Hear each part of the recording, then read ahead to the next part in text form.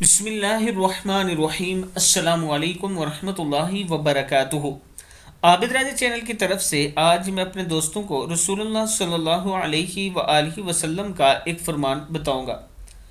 کسی شخص کے لیے پاکیزہ ترین چیز کیا ہے؟ ام المومنین سیدہ عائشہ صدیقہ رضی اللہ تعالیٰ عنہ فرماتی ہیں کہ اللہ کے رسول صلی اللہ علیہ وآلہ وسلم نے ارشاد فرمایا، پاکیزہ ترین چیز جو مرد کھائے وہ اس کی اپنے ہاتھ کی کمائی ہے، اور آدمی کی اولاد بھی اس کی کمائی ہے۔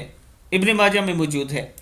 یعنی پاکیزہ ترین چیز وہ ہے جو آدمی خود کام کرے، اپنے ہاتھ سے محنت کرے اور کمائے اور پھر کھائے، وہ پاکیزہ ترین کھانا ہے، اور آدمی کی اولاد بھی اس کی کمائی ہے۔